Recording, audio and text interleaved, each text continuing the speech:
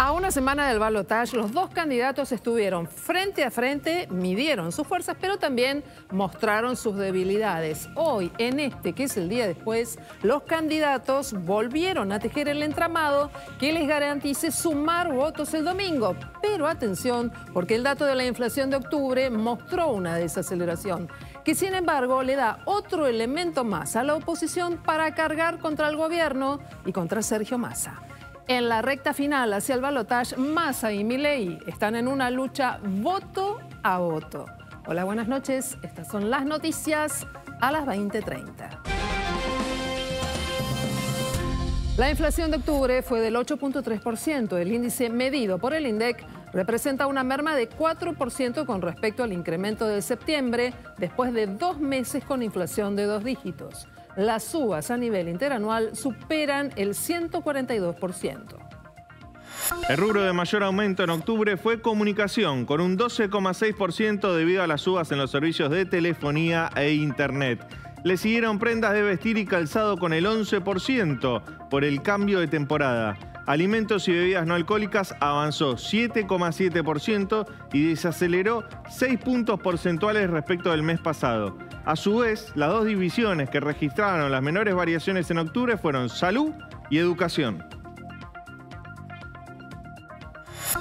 Después del debate, el candidato a presidente Javier Milei se mostró conforme con su performance en el encuentro y afirmó que su contrincante Sergio Massa quiso desequilibrarlo, pero no lo logró.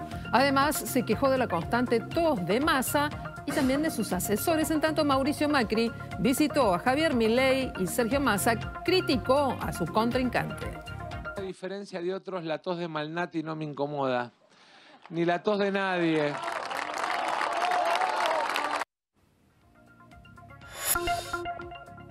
La pelea por la candidatura a presidente de Boca está a full y de un lado está Juan Román Riquelme, del otro Andrés Ibarra, pero Mauricio Macri ya avisó que será el nuevo candidato a vicepresidente que acompañará a Ibarra. ¿Por sí o por no, Mauricio? Juan Román Riquelme, ¿tiene a su familia metida dentro del club? Nadie sabe quién es, nadie lo votó al hermano de Román. Y que es el que maneja el club bajo las órdenes de Román. Y cuando hablemos de espectáculos, nos vamos a meter en el premio que recibió Soda Stereo. ¿En dónde? En una gala especial de los Grammy Latinos que se vienen ahora la semana que viene. Charly Alberti y Zeta Bosio recibieron juntos en nombre del trío el galardón a la excelencia musical en una ceremonia que se realizó en Sevilla. En instantes te contamos los detalles.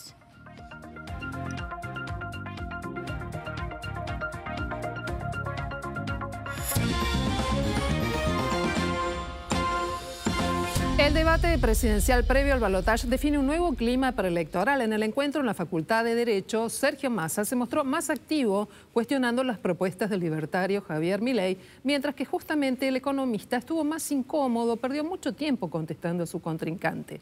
Los temas inflación y corrupción, que estuvieron muy presentes en el debate de los vices, esta vez apenas se trataron.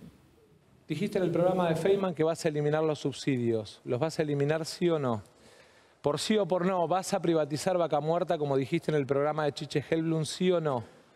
Por sí o por no, ¿vas a dolarizar la economía como planteaste en la carta que le presentaste a la justicia electoral, sí o no? Primero, a mí no me vas a condicionar si contesto sí o no.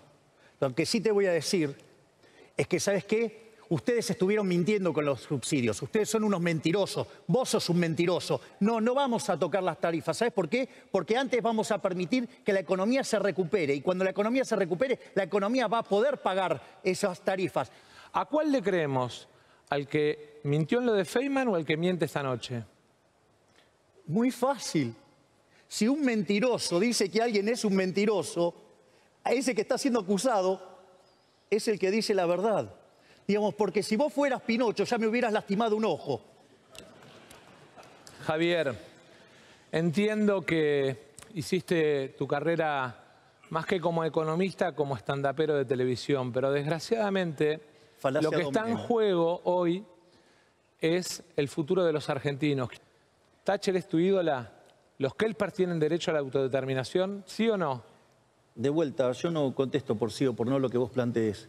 Yo lo que señalo es que en la historia de la humanidad ha habido grandes líderes. Digamos, la señora Thatcher fue, así como lo fue Reagan, como lo fue Churchill. Thatcher es una enemiga de la Argentina, ayer, hoy y siempre. Y nuestros héroes son absolutamente innegociables por más que para vos sea una figura Thatcher. Para mí no lo es. Para mí es una enemiga de la Argentina.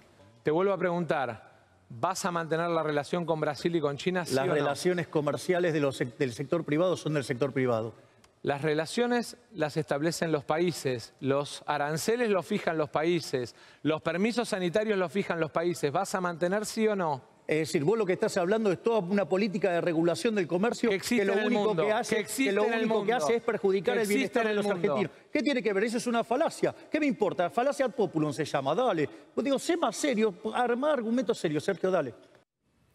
En el día después del debate, el diputado y candidato Javier Milei comentó que por momentos se lo intentó desenfocar de su discurso con gente que tosía en su lado del escenario en el auditorio de la Facultad de Derecho. Hay un detalle que algunos los empezaron a notar anoche, pero si usted se fija, cuando yo, por ejemplo, estoy haciendo el cierre, un momento muy importante, están todos tosiendo. Es decir, hubo un cambio de último momento sobre la disposición de la gente, ¿sí? ¿Y qué hicieron? Me pusieron de mi lado la gente de él, y entonces, ¿qué pasa? Cuando yo hablaba, todos tosían. Y esta tarde el expresidente Mauricio Macri reapareció primero para anunciar la fórmula en la que va a competir en Boca y después visitando a Javier Milei en su búnker de campaña. Estamos ya en vivo con el trabajo de nuestro compañero en el móvil, Joaquín de Bert. Exactamente, Silvina, buenas noches. El expresidente Mauricio Macri se retiró hace poco más de 2 horas del Hotel Libertador, que es el búnker donde Javier Milei está viviendo. En realidad, también desde las últimas elecciones generales no se mueve de este hotel, más allá de para dar alguna entrevista televisiva. De hecho, ahora está grabando acá adentro entrevistas para la televisión, así que está recluido acá adentro el candidato de la Libertad Avanza, que estuvo teniendo en las últimas horas contactos telefónicos, luego del debate de ayer, contactos telefónicos con Mauricio Macri, además de la visita presencial que tuvo hoy. Estos contactos tienen que ver, entre otros puntos, principalmente con la cuestión de la fiscalización de las elecciones. El ex jefe de Estado le aseguró a Javier Milei que consiguió los fondos, que son muchos, no es nada barato, los fondos para financiar una red de fiscales que se necesitan para controlar los votos en esta segunda vuelta. Esto fue uno de los puntos centrales de los contactos entre Mauricio Macri y Javier Milei. Un Macri que se mostró conforme con el desempeño de Milei, a pesar de los puntos débiles en los que no pudo arrinconar con la situación económica a Sergio Massa. Consultamos también a fuentes de la Libertad Avanza respecto de si Javier Milei fue suficientemente preparado para este debate del día de ayer. Contestaron que sí, que se preparó y que aseguran que no es cierto que consultados si no se preparó lo suficiente, dijeron que sí que se preparó y que el objetivo era simplemente aclarar confusiones respecto a noticias falsas o dichos anteriores respecto de las plataformas de Javier Milei, y la idea era aclarar cuáles son sus posiciones ahora respecto de algunos temas, y que ellos piensan que ese objetivo se cumplió para mantener la calma y seguir en la cancha de cara al balotaje de la semana que viene, del domingo que viene. Bueno, finalmente, decíamos bien, cuando Mauricio Macri se retiró de este hotel, acá en el Hotel Libertador en Córdoba, al 600, se produjeron lamentablemente algunos empujones. Acá, como te mostramos, la guardia periodística continúa. La guardia periodística estaba acá, en la esquina del hotel, y Mauricio Macri salió por otra puerta. Esto generó corridas y una reacción desmedida por parte de uno de sus custodias, de la custodia de Mauricio Macri. Esto generó empujones con colegas de C5N IP, camarógrafos también en el piso y demás, hasta que finalmente se retiró el expresidente sin dar declaraciones. Muy bien, Joaquín, muchísimas gracias, buenas noches. Mientras tanto, también Sergio Massa tuvo hoy actividad de campaña, en este caso visitando San Vicente, donde participó de la presentación de un sistema de monitoreo de seguridad para esa ciudad. Allí, sin nombrarlo, volvió a criticar a Javier Milei y afirmó que a él la tos no le molesta. En estos dos modelos de país que están planteados, por un lado, cuando planteamos la política de seguridad, algunos se quedaron sin palabras. Te cedo la palabra, ya no sabían qué decir. A mí, a diferencia de otros, la tos de Malnati no me incomoda. Ni la tos de nadie. Solo aquellos que van a escucharse a sí mismos les molesta la tos. A mí no me molesta.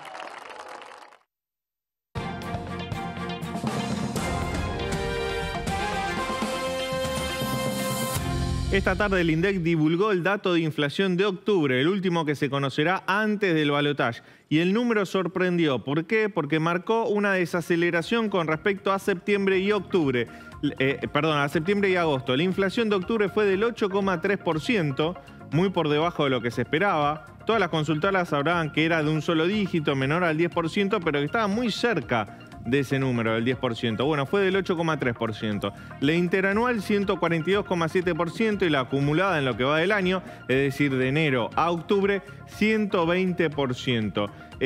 Dentro de los rubros que más aumentaron, vienen dándose los mismos números de siempre. Vimos comunicación 12,6%, vestimenta, que siempre es uno de los rubros que más aumenta, 11%. Los textiles dicen que es por el cambio de temporada, la temporada primavera-verano. Equipamiento y mantenimiento del hogar 10,7%, bebidas alcohólicas y tabaco 9,8% y alimentos por debajo del promedio general 7,7%. Hay algunos alimentos que aumentaron más que otros, por ejemplo, fideos y arroz estuvieron por encima del 30%, las carnes también aumentaron mucho, pero los precios regulados tiraron el índice general para abajo hasta el 8,3%. Es una desaceleración, como te decía, pero igualmente es un número muy, muy alto comparado no solo con lo que venía pasando en Argentina, si se quiere, durante el primer semestre del año, donde tuvimos meses como enero y junio, que tuvimos 6%, sino comparado con los países de la región, ¿no es cierto? Hay países de la región que tienen menos de 8,3% en todo un año, con lo cual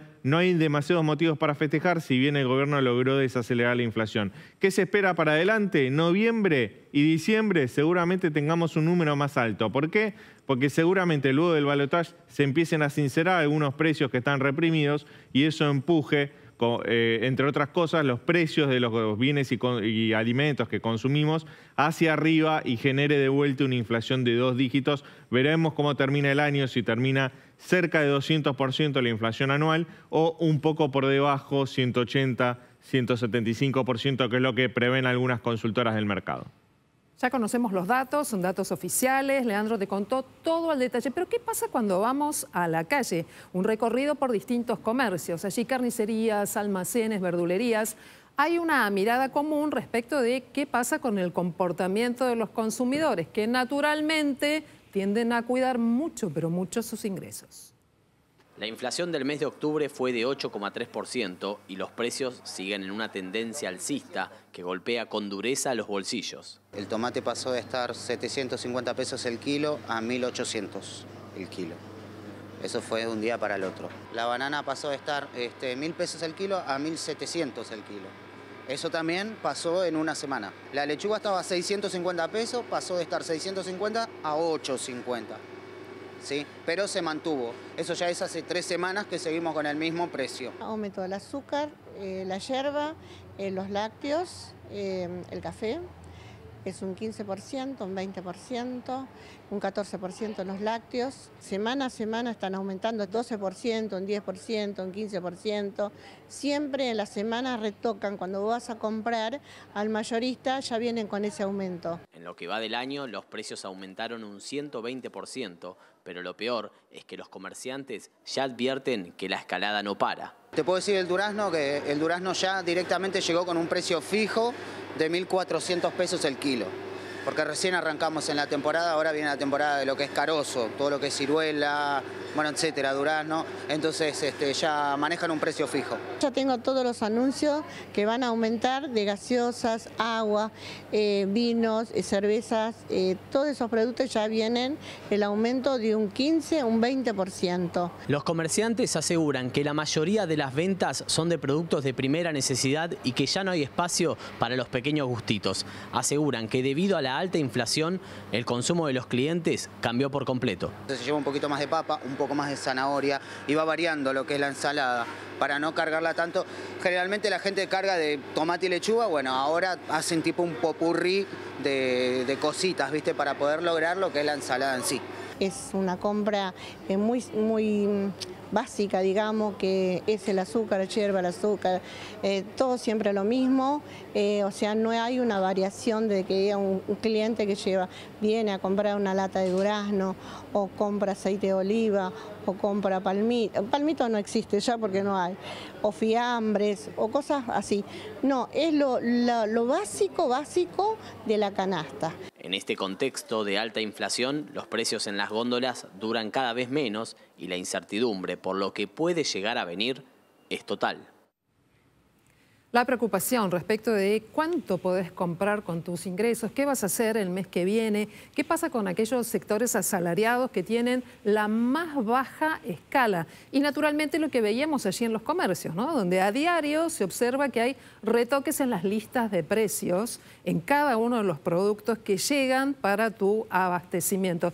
También nos preguntamos qué pasa con otras cuestiones que en este caso, Leandro, tienen que ver con el día después del debate, la política y la calle por un lado, pero también los mercados que nos preocupan y nos interesa tener ese pulso. ¿Qué advirtieron y cómo respondieron? Mira, el dólar y los mercados reaccionaron luego del debate a la baja en ambos casos. Y la sensación fue que, si bien Milei reiteró su proyecto de dolarización, la sensación que quedó en el mercado es que Massa salió fortalecido del debate y Milei disminuido. Y Milei disminuido es importante ese dato porque su proyecto de dolarización tensionaba mucho la cotización del dólar. ¿Qué pasó con el dólar blue? Bajó. Había cerrado el viernes en 960 pesos, cerró hoy en 925 pesos. También bajaron los dólares financieros, el contado con liquidación 877 pesos y el dólar MEP 870 pesos. Es decir, reaccionaron tras el debate de ayer, que fue el último debate de cara a las elecciones de este domingo. Los mercados también reaccionaron. ¿Y cómo reaccionaron? Con acciones y bonos cayendo. Y esto está en sintonía con esta lectura que te estaba comentando, porque cada vez que Massa pisa fuerte en la campaña, como es el candidato de un peronismo que viene regulando muchos negocios con el cepo, con precios pisados y demás, bueno, los mercados reaccionan a la baja. El Merval en dólares, que son las acciones que cotizan aquí en la plaza local, cayó un 3,6%. El bono AL30D, que es un bono en dólares que emite el Estado argentino, también cayó 0,7%. Y el riesgo país también cayó por debajo de la barrera de los 2.500 puntos, cerró en 2.494 puntos básicos. Es decir, los mercados reaccionan en un contexto de mucha volatilidad, esto hay que decirlo. Es una montaña rusa, los mercados antes de las elecciones sube, baja, hay mucho trade de corto plazo, mucha especulación sobre cuál va a ser el presidente y los precios y las cotizaciones se van acomodando a eso, ¿no? Las acciones y los bonos caen si Massa tiene más chance, el dólar cae también si Massa tiene más chance y sucede lo inverso cuando Milei sale fortalecido de alguna discusión, en alguna encuesta y demás. Veremos cómo terminan las próximas ruedas. Quedan 4 ruedas antes del balotaje, van a ser ruedas fundamentales porque los inversores, las empresas se van a intentar dolarizar de cara al domingo 19 de noviembre.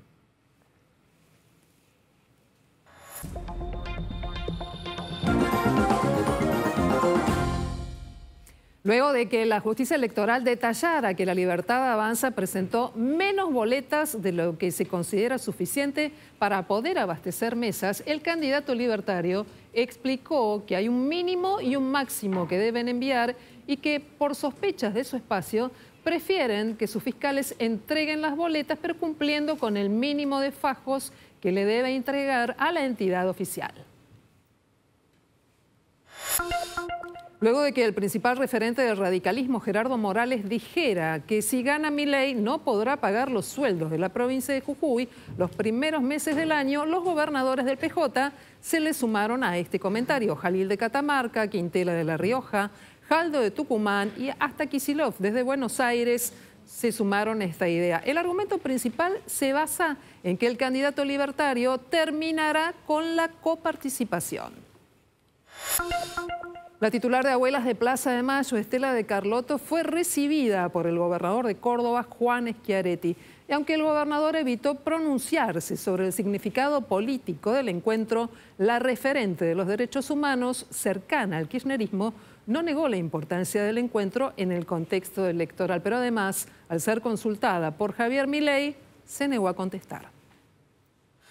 Cada provincia es como es. Sí, claro.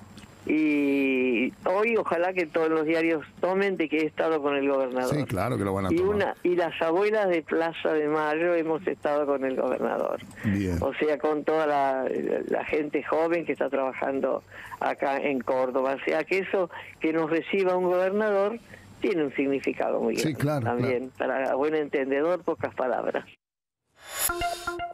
Máximo Kirchner se presentó como querellante en la causa por espionaje ilegal ante el juzgado federal de Marcelo Martínez de Giorgi. La presentación fue porque él aparece en el listado y se suma a otros pedidos que son analizados por de Giorgi. El objetivo del líder de la Cámpora es poder tener acceso al expediente, además de la posibilidad de solicitar medidas de prueba o bien acusar junto con la Fiscalía. Y esta semana de noviembre comienza con temperaturas bastante bajas y muy bajas, sobre todo en la región patagónica. Está avanzando una masa de aire frío de origen polar que estuvo dejando nevadas en la cordillera de Santa Cruz de la provincia de Chubut, también en Tierra del Fuego. Y todo ese aire frío se está moviendo hacia la región central del país. Por ejemplo, a esta hora, temperaturas bajas en el sur de la provincia de Buenos Aires. No superan en la zona de Bahía Blanca ni siquiera los 10 grados, con vientos moderados del sector sur. Y les voy a mostrar en un mapa justamente el panorama, la tendencia para esta semana en materia de temperatura. Vamos a tener bajas temperaturas en la región patagónica y en la zona central del país y por el contrario temperaturas por encima de los valores normales en color rojo sobre las provincias del extremo norte del país. Pero vean, toda la Patagonia de azul. Esto significa que van a estar en promedio entre 3 y 4 grados por debajo de los valores normales para el mes de noviembre. Y a medida que nos desplazamos hacia el norte, sobre la zona central, temperaturas que van a estar entre 2 y 3 grados por debajo de los valores normales. Para que vayan planificando sobre Capital Federal, se esperan toda la semana temperaturas mínimas muy frescas con valores de 12 a 15 grados durante la mañana y las máximas en horas de la tarde van a estar entre los 20 y los 25.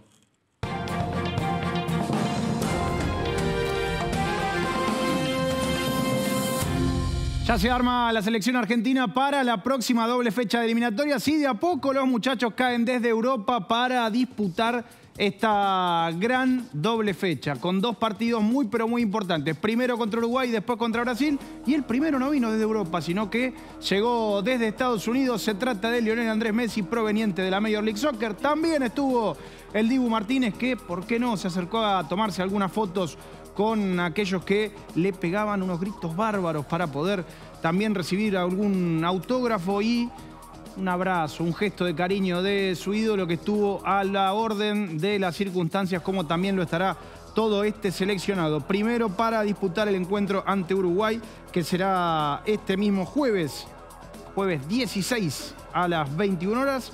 Y tendrá una gran sorpresa en la convocatoria, porque Pablo Maffeo, defensor español del Mallorca, aceptó la citación debido a que es hijo de madre argentina y se refirió tanto a Lionel Scaloni como a Lionel Messi, los dos fenómenos que, quieran o no, llevan la bandera de la escaloneta.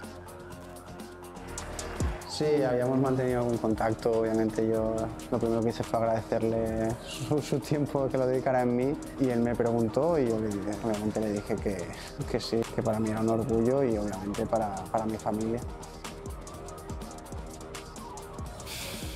Es que yo creo que es inimaginable, o sea, es algo que poder compartir entrenamiento, vestuario, con concentración con el mejor futbolista de toda la historia es genial, o sea, es algo, ya me tocó vivirlo me ha tocado vivirlo en contra, ahora a favor, pues es brutal.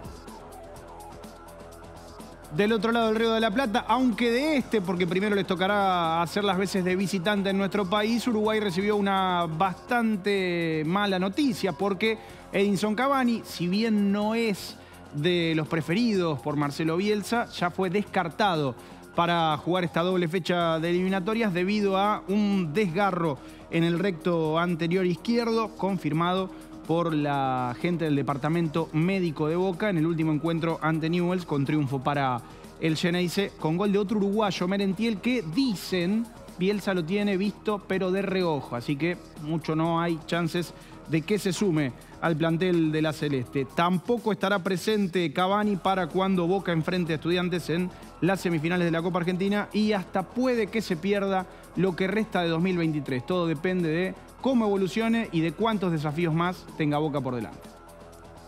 Y hablando de Boca, en el mundo de Boca el que reapareció fue nada menos que Mauricio Macri. Pero esta vez la jugada, si bien tiene que ver con la política, es la política del club. Contanos, Juancho, ¿de qué se trata? Y ahora sí, con la política del club, ya no con la bandera argentina, sino con la bandera Xeneize, se ha metido de lleno Mauricio Macri, confirmando lo que anticipó Andrés Ibarra, el candidato a presidente por parte de justamente el macrismo, que tendrá al mismísimo Mauricio Macri como vicepresidente, o mejor dicho, como candidato a vicepresidente. Se lo notó un poco errático con algunas frases. Por ejemplo, habló de la rabona de Riquelme a Yepes, cuando todos sabemos que fue un caño, por ejemplo. O de, bueno, el trato que se le dio a algunos ídolos como Salvio.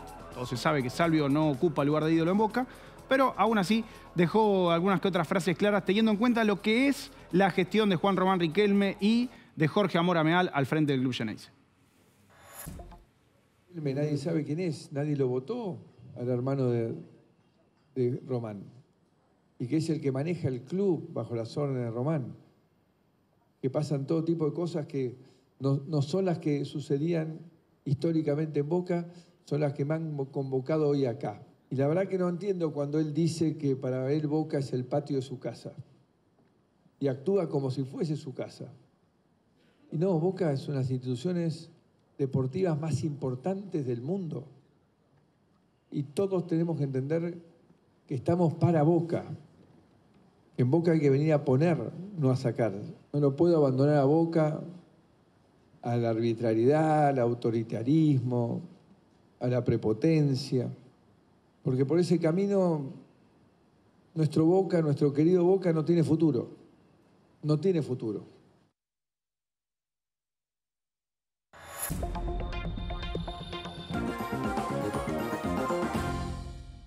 Cuatro heridos, uno de ellos en terapia intensiva. Fue el saldo que dejó de este accidente en una picada de motos sobre la ruta 46. Esto ocurrió el sábado en la ciudad de Bragado. Alrededor de las 8 de la noche, dos jóvenes de 18 años que corrieron con sus motos a toda velocidad hasta que uno de ellos perdió el control, finalmente impactaron. Bueno, uno de ellos finalmente salió disparado e impactó de lleno contra un grupo de asistentes a la carrera.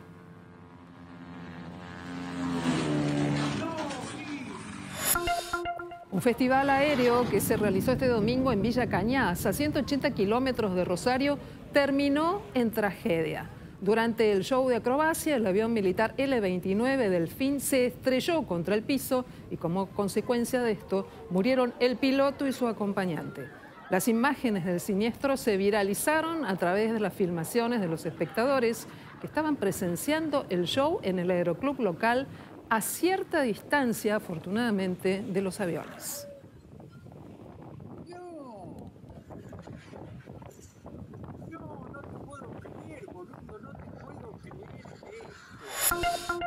May, pongamos música. Terminaron los recitales de Taylor Swift en la Argentina, pero quedó mucho para poder contar. Decinos. Sí, hay que decirlo, porque fueron de verdad unos días muy agitados, porque la ciudad estaba convulsionada. Más que nada, el área de la zona de River estaba convulsionada con estos tres recitales que finalmente supimos que uno se suspendió y que después pasó para el domingo. Por suerte, Taylor Swift tenía días de sobra aquí en Argentina y estaba tan encantada con nuestro país que dijo, ¿cómo esperé tanto para venir acá? Vos sabés que se dedicó a hablar con sus fans durante el show, un show de más de 3 horas, más de 40 temas que recorren toda su discografía. Habló mucho y hay muchos cortes que estuvieron dando vueltas por internet y muchos testimonios de Swifties que estuvieron ahí, donde ella les contaba y les decía, a veces siento que cantan más alto que los parlantes. Ella tiene unos retornos que son unos in-ear que se hacen especialmente para aislar los ruidos externos y que ella pueda tener un buen retorno y escuchar bien su voz y la banda.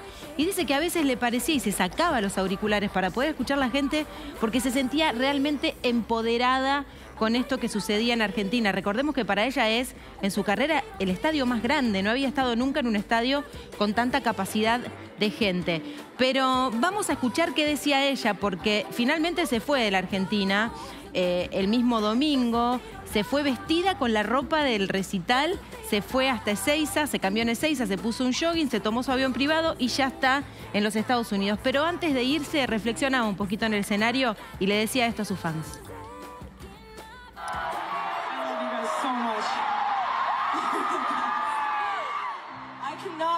It has taken me this long to come to Argentina on tour. You are absolutely the most amazing fans in the world. So, speaking of how it took me a while to come to Argentina, I just want to say I am never going to make that mistake again. We will be coming here. Bueno, los que más saben también dicen que podría haber, si quería, podría haber roto el récord de Coldplay. Y hay que ver, vamos a ver si la próxima que viene se anima a hacer cada vez más shows y ahí sin dudas estarán las Swifties. Pero donde ella estuvo, porque claro, recordemos, el viernes se suspende el recital por cuestiones de clima y ella tenía la noche libre y su novio estaba acá y su familia estaba acá. Así que fueron juntos a cenar a un súper restaurante, el restaurante del Four Seasons. El restaurante se llama Elena, es muy lujoso, es muy exclusivo, tiene una carta con una oferta gastronómica argentina interesante. De hecho, es el restaurante que tiene uno de los mejores ojos de bife del mundo. Y esto hay que decirlo porque hay que decir que comió muy bien Taylor Swift esa noche, que la gente que estaba allí, tanto los que se hospedan como la gente que atendía y que trabajaba en el lugar, dijeron que era muy simpática, muy amorosa. Y un detalle de esta noche es que es la noche en la que le presentó a Travis, que es su novio, a su papá. Así que Travis conoció a su suegro en Argentina, no se lo va a olvidar nunca. Como no se va a olvidar nunca tampoco Taylor Swift de este show increíble, estos 3 shows que dio aquí en Argentina. Próxima parada para la Taylor Swift, y con esto ya cerramos esta especie de bajada de Swiftmanía, Brasil. Se va para Brasil, ahora tiene del 18 al 20 shows en Río de Janeiro y del 24 al 26 shows en Sao Paulo.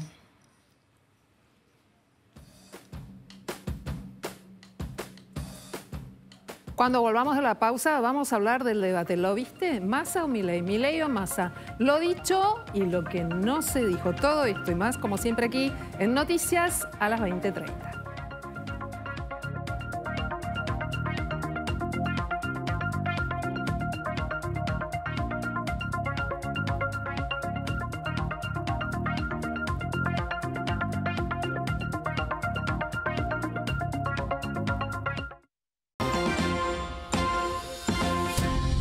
El día después del balotaje, naturalmente, se conocen repercusiones y hasta las declaraciones de los candidatos a presidente, como esta de Javier Milei de La Libertad Avanza, que se mostró preocupado porque aseguró que recibió una serie de investigaciones, carpetazos, mientras se desarrollaba el debate. Esto dijo. El 10 de diciembre, vos o yo. No vine a discutir ni a Macri, ni a Cristina, ni el pasado. Vos o yo. Y los argentinos lo que tienen que elegir es quién tiene la templanza, la capacidad, el equilibrio mental, el contacto con la realidad como para poder llevar adelante la Argentina. ¿Acaso vos lo tenés? Hagamos el psicotécnico los dos, que te negaste. No, yo no me negué, yo dije que estaba dispuesto a hacerlo. Te negaste. ¿Vos trabajaste en el Banco Central, sí o no? Sí, hice una pasantía, para eso no hubo que hacer. ¿Y por qué no te la renovaron? ¿Qué tiene que ver, digamos? O sea, yo ¿Por me qué dediqué no a te la otras renovaron? cosas. Contale a la gente, Javier. ¿Por qué no te la renovaron? ¿Por qué no te la renovaron? Contale a la gente. Digo, quizás vos tampoco la Porque hubieras entiendo pasado que si fuera estés por eso. enojado con el Banco Central y No estoy hables de enojado con el Banco destruirlo, Central por eso. porque en realidad en algún momento te sentiste rechazado. No se trata de sentirse rechazado y atacar lo que a uno lo rechaza. Se trata de ir al abrazo de lo que a uno lo rechaza. Pero de vuelta, digamos, era un joven, digamos, que ni siquiera estaba graduado. O sea, ¿cuál es el problema? ¿O acaso vos te crees que, digamos, la vida no tiene fracasos? Uno tiene fracasos, se pone de pie y sigue. Digamos, no como vos que seguís, digamos, fracasando siempre de la misma manera. Aprendí, por suerte, mucho de mis fracasos. Algunos lo compartiste conmigo porque entre el 2013 y el 2015 venías a las oficinas del Frente Renovador con Nielsen y con Giacomini a acompañarme. Y la verdad es que si hay algo que tengo que contarle a los argentinos es que sí, que de los fracasos, de los errores, aprendí. Y aprendí mucho y me forjaron y me templaron. Parece que no aprendiste mucho porque volviste con los K. El debate fue, pero me interesa saber qué te dejó a vos, si esto influyó en tu decisión respecto de cuál va a ser el voto que vas a sostener el próximo domingo en el balotaje. Pero esta noche estamos junto a especialistas para saber desde lo técnico y lo formal qué proyecta ahora este debate. No solo lo que pasó, sino fundamentalmente lo que proyecta. Así es que saludo a Eduardo Oso Reina, que es analista político, especialista en este tipo de cuestiones, una familia dedicada además al análisis de los debates, por un lado, y también saludo a Marcelo Sola, que es especialista en comunicación no verbal y además, por supuesto, también analista de este tipo de situaciones políticas. Yo no sé si preguntarles si hay ganadores o perdedores, porque me parece que es simplificar mucho el trámite de un debate. Y sobre todo, a ver si compartimos esta idea o no. Podemos disentir y me parece que va a estar muy bien. Ganar un debate no significa ganar una elección. Tal cual. Entonces... No, y tampoco se gana un debate. ¿Qué es lo que se gana en un debate? La percepción que puede tener la gente. ¿Cómo medimos la percepción que tiene la gente si nosotros estamos viéndolo como comunicadores absolutamente aislados? Me parece que acá se dio todo.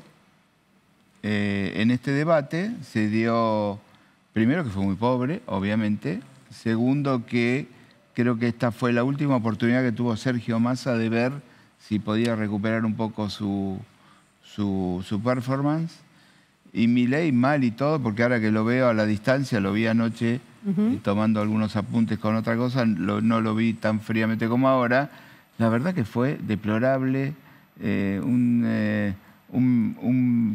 digamos, un debate donde no hay ideas, simplemente donde se tiraron con un lado y para otro, y me parece mal. Milei sufrió el golpe, después se recompuso y le contesta, pero en definitiva fueron todos golpes bajos. Ahora, ¿quién puede hablar de pasado acá? Massa puede hablar de pasado, Milei puede hablar de pasado. ¿Quién tiene el pasado más puro? El gran problema que tiene Sergio Massa de acá para adelante, más allá de Milei, es su credibilidad. Las imágenes la imagen personal le da mal, le sigue dando mal, entonces él tiene que dar vuelta a su credibilidad. La dará vuelta en una semana. Estamos a 4 días de campaña formal y oficial. ¿Cómo lograría ese shock? No lo puede dar. Para mí no lo puede dar vuelta. Entonces, ¿qué es lo que podría suceder?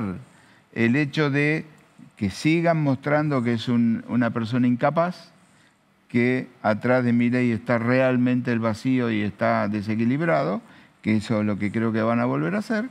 Y bueno, y ahí puede decir alguien, voto a este que es más seguro. Ahora, ese voto que es más seguro tiene que ir con la credibilidad que el tipo logre. Por el momento no lo está logrando y creo que se está encolumnando mucha gente a decidir su voto en los últimos metros entre bajar del colectivo, ir a la urna, o bajar del auto, ir a la urna. Ahora, Eduardo, hay una cuestión y es que centramos en Massa, pero también tenemos que mirar a Milei, ¿no? Ayer, sobre todo en la primera parte del debate, hubo un esfuerzo muy grande de Sergio Massa con este de por sí o por no, con esta intimación a contestar. El hecho de forzar información que no se conocía, el Banco Central, propiedades desmentidas o no, pero quedó sembrado allí. No hemos hablado tampoco tanto de Milei. ¿Cómo lo viste a él? ¿Él te genera confianza y credibilidad? ¿O al electorado? ¿Pensás que le proyecta estas dos cualidades? Bueno, indudablemente el electorado lo elige a él sin nada, sin estructura, absolutamente disruptivo, con una motosierra hablando de la casta. Él en ningún momento demostró ser un chico de Harvard y que era un premio Nobel.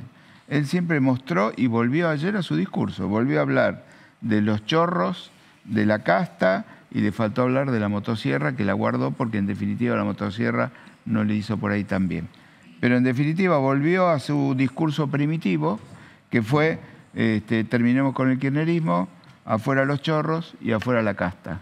Y me parece que ese es el Milei que la gente votó con un 30 y pico %. Marcelo Solá, ¿vos qué observaste en este debate donde se dijeron cosas pero no propuestas? No necesariamente propuestas, y en algún momento había como un juego de poder, ¿no? Como luchadores más que como políticos. Sí. Entre lo dicho y lo manifestado, pero no contado. Sí, hubo mucho de lo corporal jugado. En otros debates, a lo mejor, ahí lo que dijo Eduardo me llamó la atención, qué mostraron y qué no mostraron los candidatos, ¿no? Esto de la comunicación, que lo vi a un Massa más jugador que en otras oportunidades. Jugó con los tiempos. En los primeros 6 minutos jugó con el tiempo de Milei y le gastó el minuto a Milei y dejó el final para él. Algo que me llamó mucho la atención es que ni uno ni el otro jugaron con una propuesta real. Viste que en el lenguaje verbal está todo muy bien, pero el lenguaje corporal, noté que Javier Milei estaba frisado, medio congelado, trataba de evitar el inconveniente. Justo vos pasaste ese fragmento de qué pasó, que no te renovaron, el Banco Central. ¿Tenía miedo? Tenía miedo, le faltó la confianza, el rubor en su cara, muchas expresiones faciales, muchos gestos en su cara de no puedo y no quiero hablar, de Milei. Y este punto, a ver, vamos a compartirlo, sí. Marcelo, me interesa mucho, Eduardo también, que tiene que ver con esto de hasta ceder un lugar, ceder un espacio, nada menos que en un debate. Lo vemos. Dale. A ver, independencia del Poder Judicial. Ustedes viven teniéndolo contra las cuerdas al Poder Judicial porque, digamos, no tiene independencia en materia de financiamiento, por lo tanto queda muy condicionado a lo que ustedes hacen. Y claramente lo que nosotros proponemos es que el que las hace las paga. Es decir, no puede ser esto de la idea de la puerta giratoria o que no los meten presos o lo que sea. Nosotros queremos que justamente la ley se cumpla. Digamos, no como los sueltachorros de ustedes, digamos, por ejemplo, en la pandemia. Yo la verdad es que no sé si algún juez, espero que lo hayas denunciado en el Consejo de la Magistratura, que si algún juez liberó a un delincuente en la pandemia. En todo caso, lo que sí me gustaría es volver al sistema de inhibidores en las cárceles que sacó Patricia Bullrich, tu nueva compañera, y que perjudicó todo el seguimiento y control de los monos en Santa Fe. Milei. ¿Y qué querés preguntar? Nada, te di la palabra. Ah, bueno, gracias, te la cedo. Bueno. Sí. Marcelo, ¿qué hacemos con esto? ¿Qué significa silencio incómodo, situación que no se maneja ahí, tuya? Es sacarme el tema de encima. Habitualmente esos silencios que habitualmente no se utilizan ni en televisión ni en un debate, a lo mejor es un ganador de tiempo para decir algo o a lo mejor es un ganador de tiempo para no saber qué decir. Hay una comunicación que a lo mejor vos notás a Sergio Massa con Milei que no hubo un contacto visual en ningún momento, no se miraba. Es más, si vos lo mirabas el debate de frente a la televisión, estaba Milei con la cabeza ladeada, Massa con la cabeza ladeada hacia la izquierda, mientras que Milei hablaba, cuanto más distancia tenían mejor. O sea, cero contacto corporal, evitaban el contacto corporal permanente.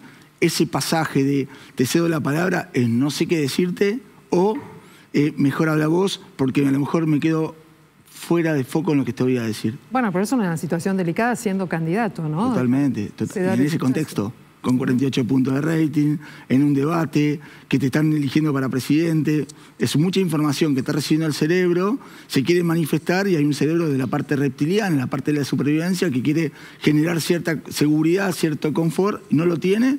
Prefiero pasarte la palabra de vuelta porque a lo mejor quedo en una situación media incómoda en la forma de expresarme. Eduardo, ¿por qué pensás que habiendo temas tan calientes para uno y para otro no fue una lanza, una flecha importante dentro del mensaje? A ver, Milei es economista y el tema económico tiene hoy el tema de la inflación muy alta, la pobreza muy alta, dudas sobre el comportamiento del tipo de cambio y sin embargo no fue usado tan fuerte en el discurso por Javier Milei hacia Massa. ¿Por qué pensás? Mira, Silvina, yo te lo voy a decir lo que uno puede llegar a pensar objetivamente. Ajá. ¿Milei querrá ser presidente? Y esta pregunta la escuché todo el día. Me encanta que ustedes estén acá para poder responderla. Contame. Porque en definitiva, a ver, si estuvo tan mal preparado, si realmente no quiso contestar, por ahí es verdad todo lo que vienen diciendo de que Massa fue el que lo impulsó a Milei para que llegue hasta acá. ¿Massa o Cristina? No, dicen que Massa. Yo no puedo certificar nada porque son... Pero estamos tratando de pensar... Muy audaz, ¿eh? Sí, muy audaz. Sí. Nunca fui... Ya lo sé, por eso bueno. estamos acá hablando. Entonces digo, si de repente tenemos que poner dudas sobre Milei, o ponemos dudas sobre su preparación y su inconsistencia, que me parece que no la tiene, o directamente se entregó. Las dos. Periodísticamente vos tenés que siempre plantearte una duda. Obviamente, claro. Entonces por ahí habría que investigar si realmente quiere. La historia nos demuestra que en algún momento López Murphy no quiso ser. O al menos dicen que no quiso ser. Y Lilita Carrió en algún momento me parece que tampoco. Entonces, llega un momento donde de repente uno dice vamos, vamos, vamos, vamos, y cuando se vieron el problema, arrugaron.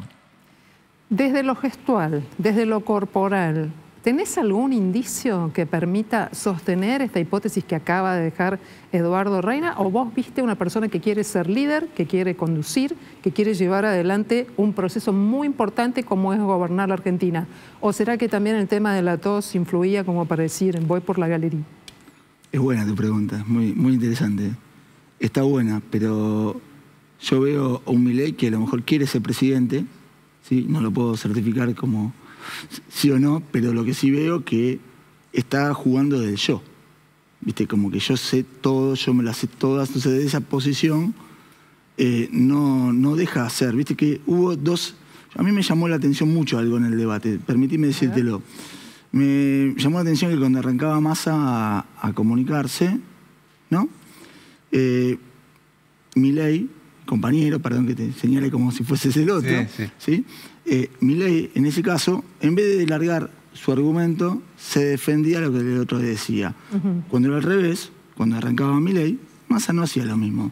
Massa seguía con la política yo lo dije en varias entrevistas que me hicieron, que en el otro debate, Massa estaba muy vendedor, muy comercial. Muy el Massa que vende Tigre, el Massa que le... ¿Perdón? ¿Y anoche? Y anoche, en una sola oportunidad, cuando hablaron de la seguridad, habló de Tigre, lo que hizo, que el porcentaje que bajó de la seguridad, de la inseguridad, pero ayer estaba menos comercial que otras veces. A Milei lo vi más al ataque que a la defensa, o más al criterio de decir, guarda, que cuando tuvieron que hablar de ciertos temas con Massa, que dijo, y bueno, ¿qué proponés vos? Massa no dijo nada igual, ¿eh? Bien. La última pregunta muy breve porque ya los tengo que saludar. Sí. ¿Alguno de los dos tuvo actitud presidencial? Qué silencio tremendo. Les agradezco. No, yo te voy a decir algo y tengámoslo en cuenta de acá al domingo. Milei llegó haciendo lo que es y Massa no pudo llegar a más haciendo lo que es. Significa que la gente por ahí no quiere ver a un político que le venda política y por ahí quiere ver a un outsider que le venda una exploración de un nuevo mundo. ¿Coincidís? Sí, coincido. Y le agregaría también que a tu pregunta, que ninguno de los dos candidatos fueron empáticos con la gente. No sé qué mundo, ¿no? Bien. Eduardo Reina, muchísimas gracias por estar esta noche con nosotros, analista. También Marcelo Sola, especialista en comunicación no verbal. Muchísimas gracias. A vos. Veremos qué es lo que nos deja el verdadero acto político y ciudadano fundamental, que es el momento de votar, contar los votos y saber finalmente en este ciclo tan largo quién será el próximo presidente de la Argentina. Gracias. Y los índices de contaminación de la atmósfera sobre India son alarmantes. Durante la segunda quincena de octubre y la primera semana de noviembre, en la región de Nueva Delhi se multiplicó por 15 los índices de partículas contaminantes sobre esa población. Claro, esa ciudad tiene más de 32 millones de habitantes y según un informe realizado por el Servicio Meteorológico hindú, está indicando que la región está siendo azotada por una sequía que se combina con la quema de biomasa. Entonces, todos esos factores, la ausencia de precipitaciones, la persistencia de un sistema de alta presión que hace que el aire esté comprimido cerca de la superficie terrestre y que la contaminación atmosférica no pueda ser elevada hacia capas superiores de la atmósfera, están dejando más de 200 microgramos de contaminantes por metro cúbico de aire, y eso es 15 veces más de lo que la Organización Mundial de la Salud está recomendando. Y debido a ello, los problemas en concreto es que los niños y mayores con problemas respiratorios saturaron los servicios de emergencias de los hospitales y de las escuelas, que se vieron obligadas a cerrar durante la última semana. Alarmante porque no se esperan precipitaciones para los próximos días sobre esa región de India. Ahí vemos imágenes de los focos de incendio. Y vamos a Francia porque la primera entrada de aire frío de origen polar, muy intensa, sobre todo en zonas de altura, dejó temperaturas que estuvieron alcanzando los 12 a 15 grados bajo cero y nevadas. Vean la cantidad de nieve que se acumuló durante este fin de semana. Las imágenes que les estoy mostrando son de la región de Val-Savoy, en el sudeste de Francia, donde se acumularon 1,5 metros de nieve durante el periodo entre el viernes y el domingo. Así que hay alerta nivel naranja en varios puntos del sur y sudeste de la zona de los Alpes franceses debido a la gran acumulación de nieve que ya se registró y que se espera para los próximos días y semanas. Esta masa de aire frío de origen polar va a cubrir varios puntos tanto del este de Europa como del centro y del oeste de Asia, debido a que se espera un marcado descenso en los valores de temperatura.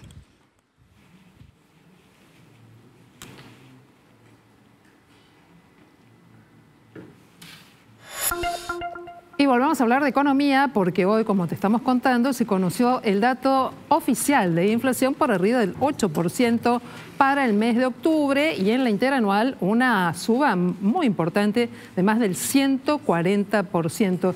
¿Influirá esto en el momento de votar, en la transición? ¿Qué es lo que pasa en noviembre? Esta noche le agradezco a Mariano de Rosa, economista, que esté aquí con nosotros para hablar de estos temas. Hubo gente sorprendida, Mariano, esta noche, que consideró que era bajo este 8.2 del mes de octubre. ¿Coincidís con esto? Sí, coincido. En primer lugar porque hay servicios que están retrasados, el transporte y la salud. Vos imaginate que está paralizado un sector de la economía y en salud lo vemos. Hay farmacias que no están proveyendo medicamentos por miedo a cómo va a ser el precio de los medicamentos después de las elecciones. Entonces todo esto va generando un cúmulo. Si bien la inflación es de octubre, el cúmulo que se está generando de no sabemos qué va a pasar el día después, gane quien gane, o sea, si la tasa de inflación va a ser más alta en noviembre, en diciembre, el tipo de cambio, si es bajo, si los 1.000 son un techo o es un piso para que empiece una aceleración, porque la inflación es del 150% de punta a punta, pero la devaluación del dólar blue o el dólar paralelo es de casi 400%. Es decir, hay números muy grandes, números de 3 dígitos para medir la economía. Y si uno la pone a comparar la tasa de interés está también retrasada en ese sentido. Es decir, hay una falta de previsibilidad de lo que va a venir a pasar en diciembre, enero. El otro día tenía una conversación con en una radio de Mar del Plata y me decían, no están dando precios para la temporada. Entonces, octubre y noviembre, ¿estamos viviendo en una burbuja económica? Es una burbuja. Está todo contenido. El transporte. El otro día un conocido se tenía que ir hasta Santa Cruz a viajar. Tuvo que llevarse bidones para poder llegar a Santa Cruz porque en Bahía no había combustible, en el Río Colorado no había combustible. Vos imaginate la situación que está viviendo el país. Buenos Aires es una burbuja. El país, hay una crisis de escasez. La crisis de escasez es siempre previo a una crisis que no sabemos de qué va a ser la crisis. Hiperinflacionaria es adelantarnos a algo que puede llegar a pasar, no puede llegar a pasar, no lo sabemos. 8%, ¿es bajo? La verdad que no es bajo. Mariano, el miércoles empieza el crawling peg, que se empieza a mover el tipo de cambio oficial hacia arriba, y la semana que viene puede haber un salto más abrupto del dólar luego de que se resuelvan las elecciones en segunda vuelta este domingo. ¿Qué podemos esperar de la inflación de noviembre, que ya vivimos 2 semanas, y de diciembre? Ahí me estaba anotando los servicios que están retrasados y los que empezaron a pegar una punta. El crawling peg lo recomienda el Fondo Monetario Internacional, pero pensando en mercados desarrollados. Nosotros tenemos un país que no está desarrollado. Tenemos un mercado muy, heterogéneo. Tenemos una parte que es economía de punta, que es el sector agropecuario, y tenemos una parte que es economía bastante atrasada, que lo que tiene esta economía es una economía que heterogénea, antigua. Si uno va al sector textil, es una industria muy antigua. Entonces, sustitución de importaciones. Sustitución de importaciones, cosas del siglo pasado. Entonces, en ese sentido, el crawling peg no viene a mejorar nada, porque el crawling peg lo vivimos durante la época kirchnerista. Y el crawling peg, 3%, el importador dice, che, apurémonos a importar porque la semana que viene el dólar va a estar 3% más caro diariamente, ¿no? 3 pesos, perdón. Sí, 3 pesos. 3 pesos. Y el exportador dice, bueno, esperemos a exportar porque, total, una semana más, una semana después, es mucho mejor exportar después. Entonces, generas una brecha entre el que demanda dólares y entre el que oferta dólares a la economía. El crawling peg, para mí, no viene a solucionar nada en una economía que tiene inflación contenida y que tiene, por otro lado, una falta de previsibilidad por parte de falta de stocks. Cuando vos empezás a tener en la economía problemas de precios, es problema inflacionario, ¿no? Suben los precios, problema inflacionario. Y después vienen los problemas por cantidad. Es lo que estamos viendo. Vos vas al supermercado, no los ves a la góndola llena. La señora cuando va al supermercado no ve la góndola llena. Vas al mercado de Liniers, no hay la misma oferta de ganado que había hace un año atrás. A ver, hagamos un punto acá, Mariano. No ve la góndola llena, el changuito tampoco, tampoco. Pero además se suman otras cuestiones que son muy delicadas y que tienen que ver, con la inflación por un lado, con las leyes que tenemos en el mercado y con una situación en la que ya ni siquiera planteamos el hecho de tener casa propia, sino dónde vivir y cómo alquilar. Leandro, hoy se conocieron datos muy fuertes de la Dirección de Estadísticas de la Ciudad de Buenos Aires sobre el comportamiento del monto de los alquileres. ¿Qué dice? Sí, así es. Lo que revelan estos datos es que en el tercer trimestre de este año los precios de los alquileres se dispararon muy por arriba de la inflación registrada en ese periodo, y esto es porque hay mucha demanda de inquilinos por una vivienda, pero hay poca oferta de departamentos en alquiler. En el tercer trimestre, te decíamos, los monoambientes aumentaron el precio de los alquileres un 204%. Los de 2 ambientes, los departamentos de 2 ambientes, 212,5%.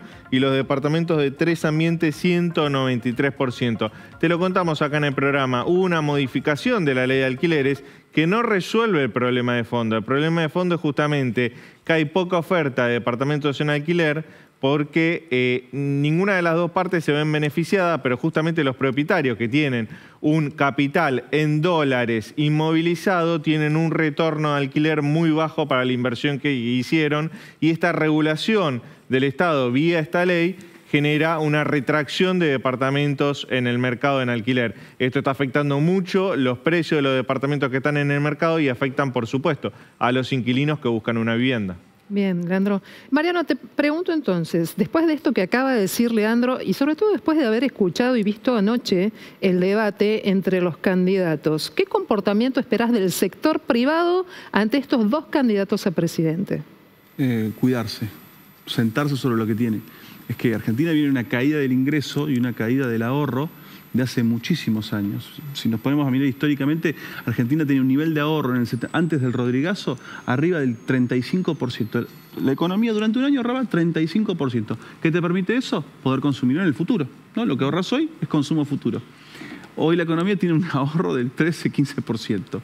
Entonces, ante esa caída estructuralmente Argentina viene en un declive hace 50 años. Y todo el tiempo, hoy en la coyuntura, también nos sentimos cada vez más pobres. Recién escuchaba en el programa, la gente no va a comprarse lo que podía comprarse antes. No. Entonces, ¿qué haces? Bueno, te cuidás. Pero si te quedás sentado sobre el departamento, tenés gastos y no lo alquilás porque no es el rinde que vos querés, pero tenés gastos sobre tu propiedad. Si tenés un auto, bueno, lo amortizás y lo compraste, pero también tenés que mantenerlo y el mantenimiento es alto. Quedarse sentado también tiene un costo en la economía, ¿no? Pero es el miedo. Estamos en una plena campaña, estamos en el miedo. La campaña del miedo hace sus efectos en lo económico también. Pero hay otro candidato que no habla de miedo y sin embargo ningún sector avanza. A ver, vamos a hablar un poco de política. Y de economía, de las dos. De economía, de las dos, porque van de la mano. Claro. La estructura de campaña de miedo que se ha hecho en Argentina en el último tiempo ha afectado a los jubilados, ha afectado al que tiene un bien y lo quiere cuidar y a tomar decisiones torpes. Las decisiones torpes hacen que uno pierda capital. Y se lo ve, los jubilados creen que van a perder vos mirá el disparate que se está escuchando en Argentina. Algunos piensan que van a perder la jubilación. O sea, se escucha esto en Argentina hoy. O sea, el nivel de disparate. Entonces la gente que dice, y bueno, lo poco que tengo lo cuido porque tengo miedo a perderlo. Y la gente a veces prefiere no alquilar porque tiene miedo a perder su propiedad o a haber erosionado su ingreso futuro. Porque si hoy cerras un contrato de alquiler y no sabes cuánto va a estar el dólar, como te decía recién, la gente en la temporada en Mar del Plata no sabe si alquilar el inmueble a un precio hoy porque no sabe si el dólar va a estar a, no sé, 2.000 pesos, ponele en diciembre. Este año como que vivimos todos los eventos electorales, las PASO, la primera vuelta y ahora la segunda vuelta, en términos un poco traumáticos de lo económico. Consumidores yendo a hipermayoristas, adelantando consumos, comprando tecnología antes de las elecciones, intentando reservar vacaciones también. ¿En alguna otra economía del mundo se vive una elección como si fuera un antes y un después a nivel de poder adquisitivo, posibilidades económicas?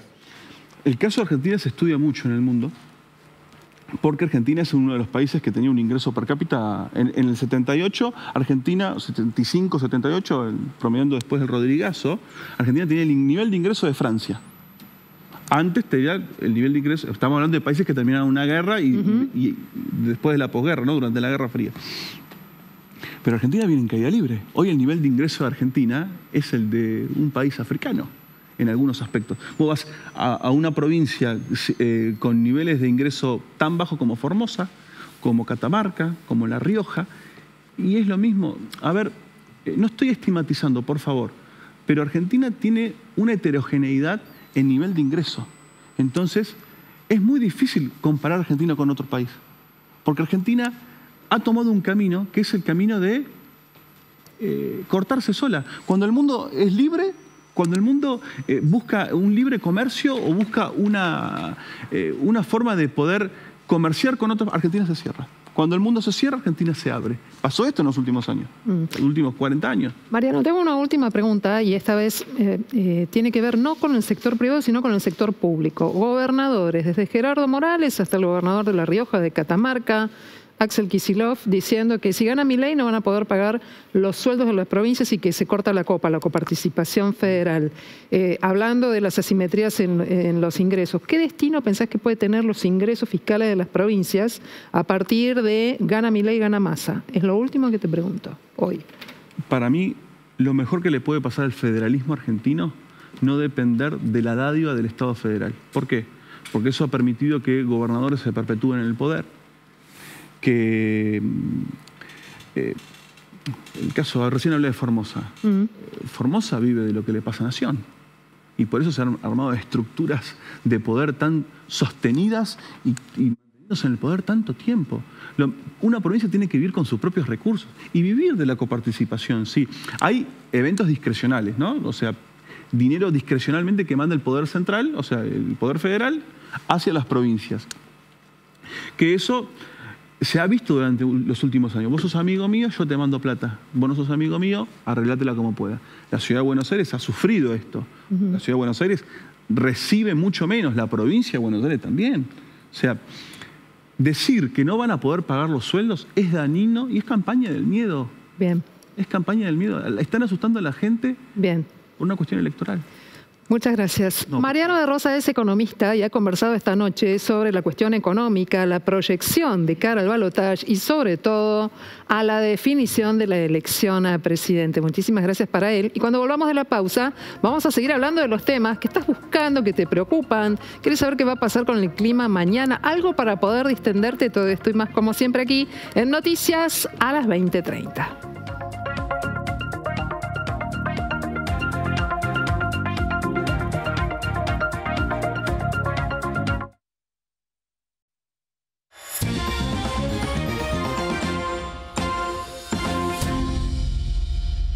Se viene la edición de los Latin Grammys número 24, que por primera vez en la historia va a ser fuera de los Estados Unidos. Va a ser precisamente en España, en Sevilla.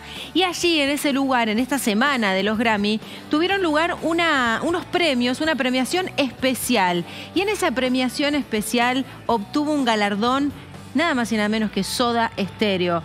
¿Qué se ganaron? Bueno, el galardón de excelencia musical. Así lo hicieron, entre otras cualidades, ¿no? Obviamente. Estos Grammy latinos se empezaron a entregar en el año 2000. Es por eso que Soda Stereo, a diferencia de Gustavo Cerati, no tenía ningún Grammy latino. Gustavo ya tenía, este sería su 7º Grammy. Así que Zeta Bosio y Charlie Alberti se subieron juntos al escenario. Obviamente agradecieron, estaban muy emocionados, porque claro, ellos siguieron de alguna manera también con el proyecto adelante. Hicieron después el Cirque du Soleil, muchos proyectos también, y vienen otros proyectos. Ahí estaban con la familia, estaba Benito, estaba la hermana, estaba Lisa, toda la familia Cerati más Zeta y Charlie, que se subieron, agradecieron, y después en una nota afuera hablaban un poquito de lo que sentían y obviamente recordaban a Gustavo. Eso había pasado también porque nosotros nos habíamos separado y al poquito tiempo empezaron los Grammy Latinos. Entonces nunca tuvimos oportunidad de estar en ninguna terna. Así que cuando nos anunciaron esto, para nosotros fue algo muy, muy emocionante. Y más un premio como este, un reconocimiento a la trayectoria, a la excelencia, que habla de todo el esfuerzo, ¿no?, que hicimos nosotros tres juntos para poder lograr esto y que la gente sienta esto, ¿no? Y ese ir para atrás, el pensar en esa trayectoria, también nos hace pensar en el gran ausente de hoy, en Gustavo, ¿no? Nacho, contamos cómo terminamos este lunes y qué va a pasar con el clima durante las próximas horas. Bueno, tenemos viento del este a esta hora, 13 kilómetros por hora, 53% es la humedad del cielo, mayormente nublado, y va a continuar el tiempo fresco con viento moderado del cuadrante este. 17 grados para lo que resta de la noche. Y mañana a salir bien abrigados porque la mínima va a descender hasta los 13 grados en la ciudad de Buenos Aires. Entre 9 y 10 en el Gran Buenos Aires, con cielo parcialmente nublado. Vean cómo el viento va a soplar moderado del este a 15 kilómetros por hora. La humedad cercana al 80%. La temperatura máxima en horas de la tarde, de la mano de mucho sol, poquitas nubes, va a alcanzar 23 grados y va a seguir soplando viento del este. Muy molesto mañana el viento del este, como tuvimos durante esta tarde. Y mañana a la noche vamos a cerrar con tiempo fresco, 18 grados, el cielo parcialmente nublado, y mira que el viento va a continuar aumentando la intensidad. Una noche muy ventosa con viento del este a 42 kilómetros por hora. Viento del este, lluvia como peste. El miércoles llueve. Muchísimas gracias, Nacho. Y hasta acá te contamos toda la información de lo que pasó en tu ciudad, en el país y en el mundo. Mañana volvemos a hacer Noticias a las 20:30. Buen descanso. Chau.